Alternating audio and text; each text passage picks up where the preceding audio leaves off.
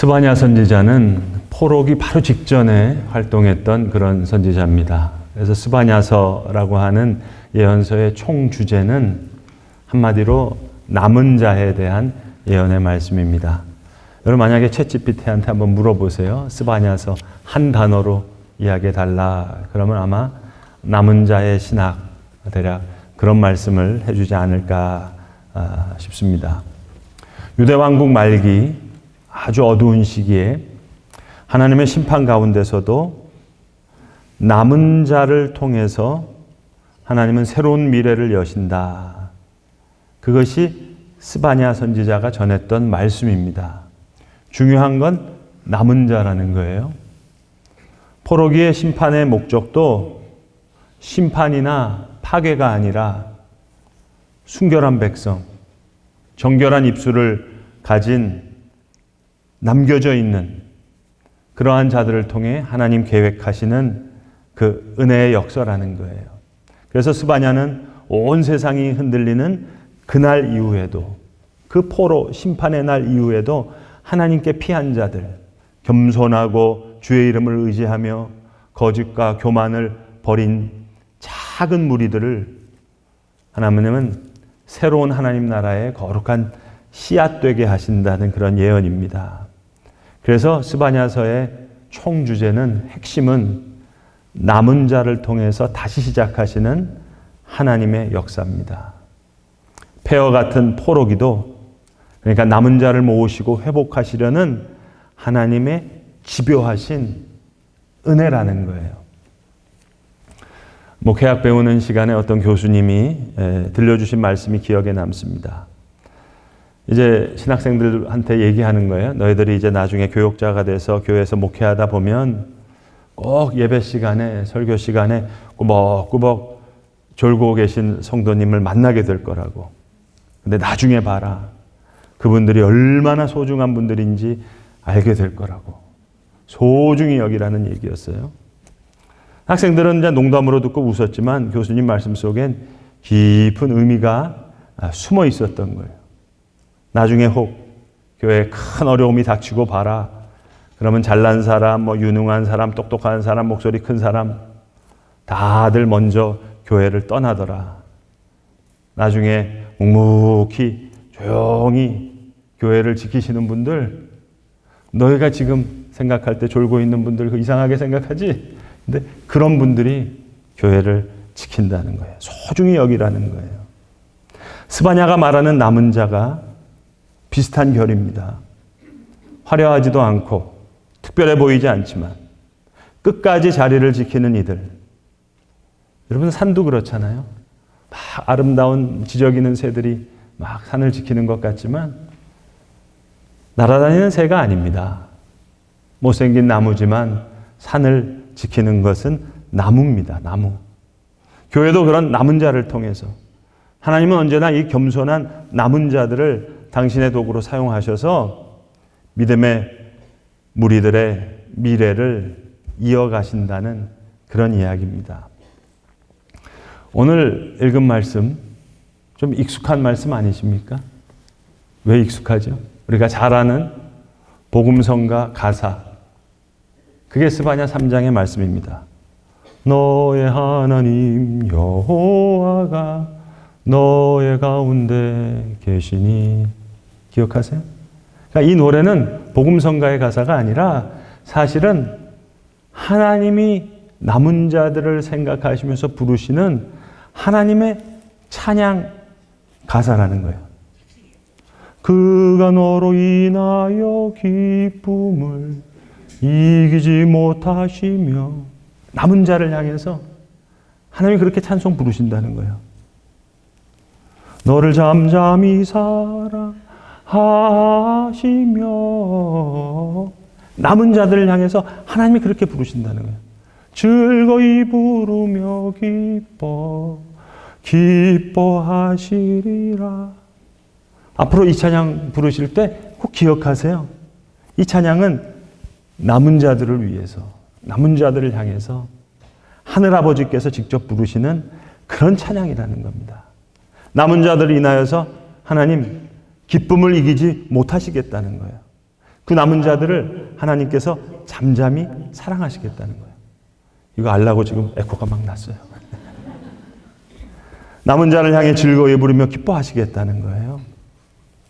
남은 자를 사랑하시고 남은 자를 통해서 역사하시겠다는 거예요. 그래서 스바냐서를 한마디로 요약하면 남은 자를 위한 신학, 남은 자를 향해서 주시는 하나님의 예언의 말씀, 계시의 말씀, 그게 스바냐서의 말씀입니다. 저보다 이른 나이에, 저보다 일찍, 저보다 젊은 나이에 교회 개척한 목사님 한 분이 계세요. 저는 15년 전 2010년에 40대 초반의 나이로 송도에서 교회를 개척했는데 이분은 2008년도니까 저보다 2년 일찍, 나이도 30대 때 교회를 개척하셨어요. 저보다 젊은 목사님이신데 이 목사님이 하시는 말씀이 있어요. 목사님. 교회를 개척하고 보니까 말입니다. 큰 교회, 대형 교회, 유명한 교회는 청년들도 뭐 아주 좋은 대학 나오고 좋은 직장 나오고 잘생기고 이런 청년들이 쭉 가는 것 같은데 왜 상가에서 제가 개척한 우리 교회에는 왜 이렇게 문제 많은 청년들만 오는지, 무슨 게임 중독에, 포르노 중독에, 우울증에, 그리고 브로큰 패밀리, 부모님 이혼하고 왜 이런 사람만이 오시는지 모르겠다는 거예요. 사실은 이 목사님 당신도 그런 아픔이 있었거든요. 10대 때, 20대 때 부모님 이혼하고 그 아픔 가지고 하시는 건데 이제 참 어두운 시간을 보내셨는데 예수님의 은혜 가운데, 성령님의 은혜 가운데 치유받고 회복된 목사님이에요. 그러니까 그런 하트가 있으니까 이런 청년들이 그 목사님 교회에 많이 모이는 거예요. 그리고 그 가슴을 가지고 이 청년들을 품으시는 거예요. 일산에 있는 교회거든요. 이 교회가 2주 전부터, 지지난주 금요일부터 일산 킨텍스 그랜드 볼륨을 빌려서 금요 집회를 시작했는데 도시명 기도원이에요. 여러분 여기 70년대 최자실 목사님 살아계실 때 저 오산리 금식기도원 가보신 분 계세요? 최자실 목사님은 돌아가신 조용기 목사님의 장모님 되시는 분인데 그분이 오산리 금식기도원 시작하신 분이세요. 그러니까 교회에서 해결할 수 없는 정말 가난하고 힘든 시기에 오산리에 가서 금식하면서 많은 사람들이 기도한 거예요. 가난하고 병든 이들이 몰려와서 눈물로 기도하는 자리. 거의 인간의 그 종점 같은 곳에 온 불쌍하고 하나님께 부르짖는 방법밖에 없었을 때 그 모인 자리에서 수많은 회개와 치유의 역사가 일어났습니다.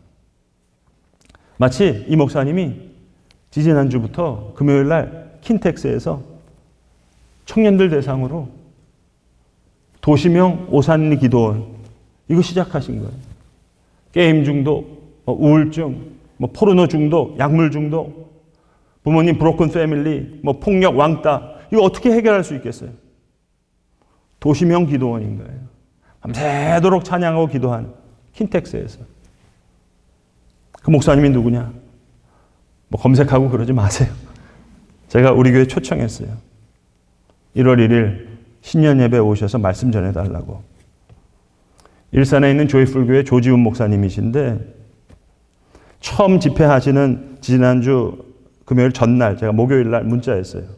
목사님 드디어 내일부터 킨텍스 금요 모임 시작되는데 성령의 은혜가 강하게 임할 수 있기를 제가 중보하겠다고.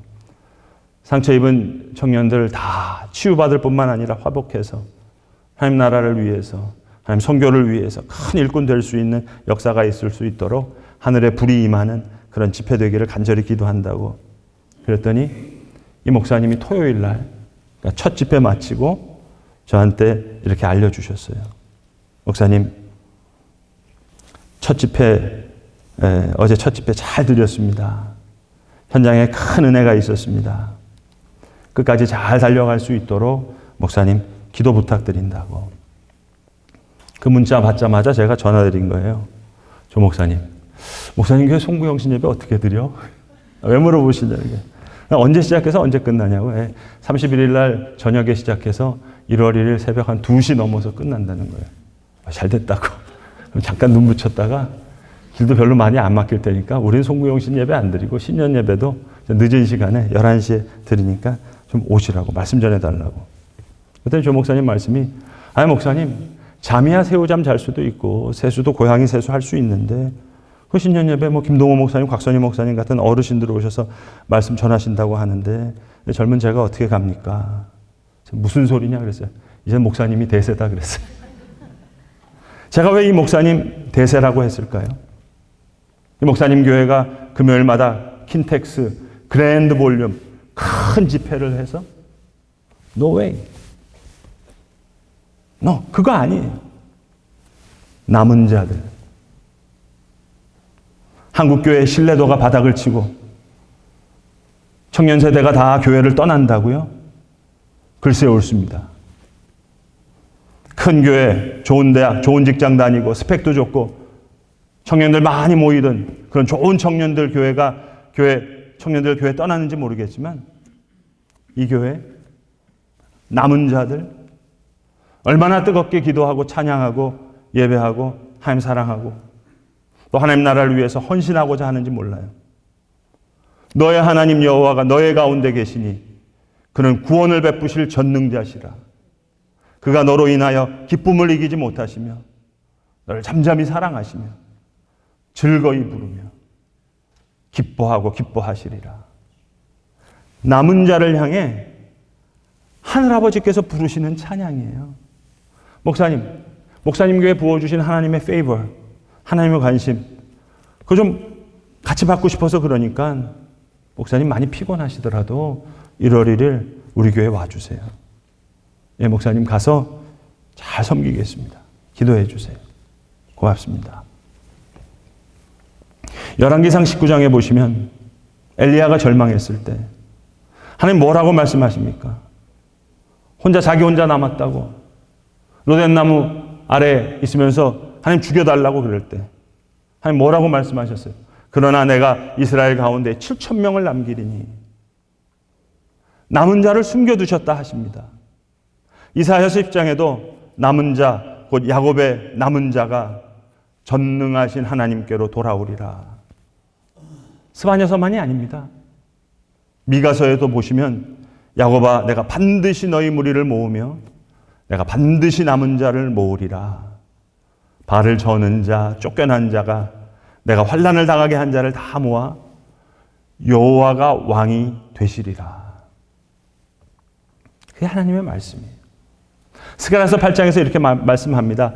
이 남은 백성의 눈에는 기이하려니와 그것이 내 눈에도 기이하려느냐. 남은 자들이 그 역사를 보면서 자기네들은 놀라서 기이하다 할지 모르겠지만 그게 하나님 눈에도 그리 기이하겠느냐. 하나님 눈에는 그리 기이한 일이 아니시라는 거예요. 예수님도 말씀하셨잖아요. 만일 이 사람들이 말하지 않으시면 돌들도 소리 지르리라. 돌들이 소리 지르는 게 놀라운 일이겠어요? 사람이 볼 때는 놀라운 일이지만 하나님 편에서는 그렇지 않다는 거예요. 사무엘상 14장에서 하나님 뭐라고 말씀하십니까? 여호와의 구원은 사람이 많고 적음에 달리지 아니하였느니라. 기도원의 300용사 아시잖아요. 하나님이 수만 명을 아예 집으로 돌려보내시는 거예요. 자기네들이 간 게 아니라 하나님이 돌려보내시는 거예요. 300명만 남게 하시는 거예요. 진검승부하는 거예요. 요엘서 2장 남은 자 중에 여호와의 부름을 받을 자가 있을 것임이라. 구약의 예언자들만이 아닙니다. 사도 바울도 로마서 11장에 얘기합니다. 그런즉 이와 같이 지금도 은혜로 택하심을 따라 남은 자가 있느니라. 예수님도 말씀하셨잖아요. 적은 무리여 두려워하지 말라. 너희 아버지께서 그 나라를 너희에게 적은 무리에게 주시기를 기뻐하시느니라. 사람들은 말합니다. 나사렛에서 무슨 선한 것이 날 수 있느냐. 그러나 고린도전서 1장에서 뭐라고 말씀하십니까? 세상에 미련한 것들을 택하사 지혜로운 것들을 부끄럽게 하시고 약한 것을 택하사 강한 것들을 부끄럽게 하시고 천한 것과 멸시받는 자들을 택하사 있는 것들을 폐하려 하신다. 이게 하나님 남겨진 사람을 통해서 주목받지 못하는 자를 들여서 사용하신다는 거예요. 이것이 스바냐서의 주제입니다. 남은 자의 신학이에요. 그러니까 포로기 무서워하지 말라는 거예요. 포로 잡혀가는 거, 심판당하는 거 두려워하지 말라는 거예요. 언더우드나 아펜셀러나 게일 같은 선교사님들이 그 미셔너리 리포트, 본국의 선교 보고하는데 보시면 렘넌트라는 말을 자주 사용하십니다. 언더우드도 1886년, 1885년에 오셨으니까 그 이듬해 그가 보낸 조선 선교 보고를 보면 조선의 기독교 신자들을 하나님이 남겨주신 신실한 렘넌트라고 고백하는 거예요. 선교사가 들어오기 전에 이미 한국인에서 번역된 쪽복음을 읽고 세례받기를 기다리고 있었던 사람들이 있었다는 거예요. 그러니까 언더우드가 이 사람들을 보면서 하나님이 특별히 보존하신 렘넌트, 남은 자의 무리라고 표현해요. 아펜셀러도 1890년 3월 자기 일기장에 그렇게 씁니다. 새벽에 모여서 기도하는, 새벽 기도하는 조선인 성도들을 두고 하나님이 남겨주신 little flock, 작은 무리들, 그렇게 자기 일기에 써요. 게일 선교사도 특별히 저 평안북도 의주 선천에 있는 그 초기 성도들을 보며 복음의 불씨를 지키는 렘넌트, 하나님 남겨두신 자들이 있다. 그렇게 선교 보고서에 씁니다. 이 나라의 소망은 큰 숫자에 있지 않습니다. 깊은 회심을 경험한 이 작은 무리가 하나님의 나라를 또 이 땅을 변화시킬 것입니다. 렘넌트, 남은 자들이라고 고백해요. 여러분, 한국교회 서상윤, 서경조 형제 이야기 아시나요? 평안북도 의주 청년들이에요. 서상윤은 13살 때 부모님 다 여의고 할머니 슬하에서 자기 동생 서경조랑 같이 자라납니다. 그러니까 의주니까 국경 넘어서 만주로 홍삼 장사하러 왔다 갔다 하는 거예요. 말이 홍삼 장사지 장돌뱅이에요. 보찜 장사인 거예요. 그가 만주에 가서 스코틀랜드 선교사님들을 만납니다. 그리고 고향 친구인 의주 출신 이응찬, 백홍준과 함께 만주에서 세례받고 스코틀랜드 로스 선교사님이 성경 번역하는 것을 돕는 거예요. 그래서 우리말로 최초로 번역된 성경이 서상윤이 번역한 누가복음 전서예요. 영어를 한국말로 번역한 게 아니라 한문 성경을 한국말로 번역한, 조선말 언어와 문맥에 맞게. 그리고 마치 고려시대 문익점이 목화씨 가지고 들어오는 것처럼 이거 성경 가지고 들어오다가 잡히면 죽잖아요. 그러니까 쪽복음, 낱장으로 해가지고 이걸 받아다가 권서인이라고 불렀습니다. 권할 권자에다가 책서자를 써서. 그러니까 이 장돌뱅이들이, 이 보찜 장사들이 그 쪽복음을 전국 박만국국을 다니면서 뿌리는 거예요. 그리고 예수를 전하는 거예요. 그리고 세워진 우리나라의 최초의 교회가 황해도 장현에 있는 솔레교회입니다. 솔천교회, 솔레교회.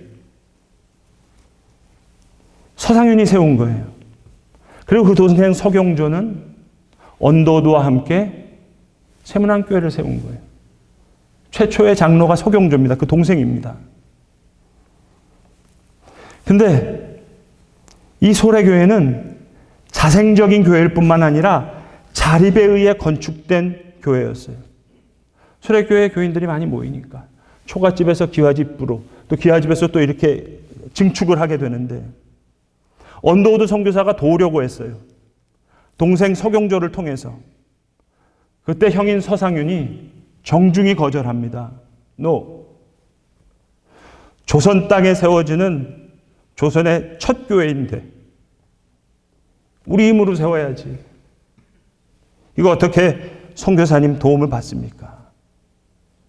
여러분, 이게 자랑스러운 한국교회의 역사고 한국교회의 힘이에요.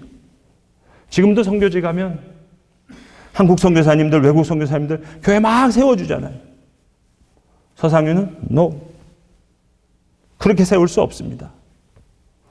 1887년 9월 27일 세문안교회에서 언도도에게 세례받은 14명의 세례교인이 한국교회의 첫 세례교인의 역사인데 최초 조직교회가 지금 광화문에 있는 세문안교회예요.